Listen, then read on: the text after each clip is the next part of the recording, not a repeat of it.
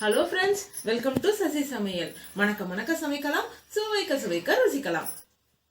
இந்த வீடியோல பல சத்துக்கள் உள்ளடக்கிய, அதாவது விட்டமின் A, B, C போன்ற பல சத்துக்களை உள்ளடக்கிய ஆரஞ்சு பழ ஜூஸ் எப்படி செஞ்சு குடிக்க போறோம் அப்படின்றத பார்க்கலாம். அதாவது சின்ன குழந்தைங்களுக்கு எப்படி கொடுக்கலாம், ஜுரம் அடிக்கிறவங்களுக்கு எப்படி கொடுக்கலாம். ஒரு சிலர் சொல்லுவாங்க ஜுரம் அடிக்குது வேணாம், ஈரம் கொடுக்கும், சளி பிடிக்கும் அப்படின்னு சொல்லுவாங்க. அந்த மாதிரி யோசிக்கிறவங்களுக்கு இந்த பழத்தை எப்படி ஹீட் பண்ணி இந்த மாதிரி கொடுத்தா சளி பிடிக்காது அப்படின்னு பார்க்க போறோம்.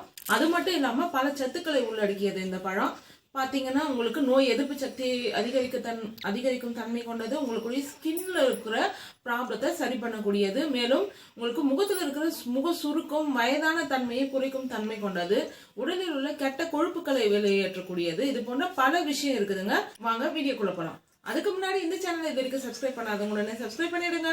லைக் பண்ணுங்க, ஷேர் பண்ணுங்க, கமெண்ட் பண்ணுங்க.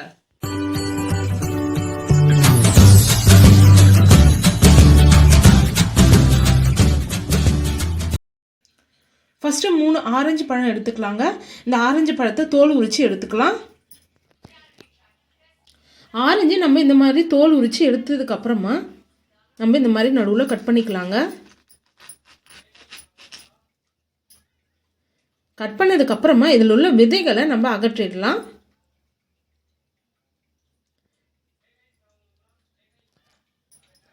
இந்த விதைகளோடு சேர்த்து நம்ம ஜூஸ் போடும்போது அது ஒரு மாதிரி கசப்பு தன்மையை கொடுக்குங்க. அதனால இதில் உள்ள விதைகளை எடுத்துட்டோம்னா நம்மளுக்கு இந்த கசப்பு தன்மை தெரியாது. இப்போ இங்கே இருக்கிற விதையெல்லாம் எடுத்தாச்சு. மறுபடியும் இன்னொரு பார்ட்டாக கட் பண்ணிக்கலாம்.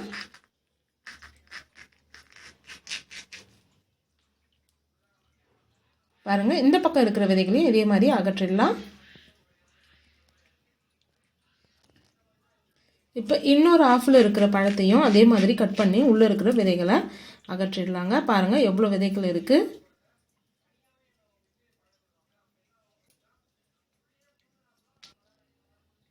இந்த மாதிரி நம்ம பீஸாக கட் பண்ணிக்கிட்டால் உங்களுக்கு ஜூஸ் ரொம்ப ஸ்வீட்டாக கிடைக்குங்க. இப்போ இதே மாதிரி எல்லா பழத்தையும் 3 பழத்தையும் நம்ம கட் பண்ணி எடுத்துக்கலாம். கட் பண்ணி வச்சுருக்க ஆரஞ்சு பழத்தை மிக்ஸி ஜாரில் சேர்த்துக்கலாங்க. இப்போ எல்லா பழத்தையும் மிக்ஸி ஜாரில் சேர்த்தாச்சுங்க. இப்போ சர்க்கரை ஒரு 3 ஸ்பூன் எடுத்துக்கிறேங்க. நான் 3 பழம் சேர்த்துருக்கேன் ஆரஞ்சு, அதனால 3 ஸ்பூன் சுகர் சேர்த்துக்கிறேன். நீங்கள் உங்கள் டேஸ்ட்டுக்கு ஏற்ற மாதிரி சேர்த்துக்கோங்க. இனிப்பாக ஜூஸ் குடிக்க பிடிக்காதுன்றவங்க லைட்டாக சால்ட்டு, லைட்டாக பெப்பர் சேர்த்து கூட நீங்கள் குடிக்கலாம். இப்போ 1 டம்ளர் அளவுக்கு தண்ணி சேர்த்துக்கிறேங்க, சின்ன டம்ளரு. இப்போ நம்ம அரைச்சி எடுத்துகிட்டு வந்துடலாங்க. இப்போ நல்லா அரைச்சி எடுத்துட்டு வந்தாச்சுங்க. இப்போ டம்ளரில் ஊற்றி காட்டுறேன் பாருங்க.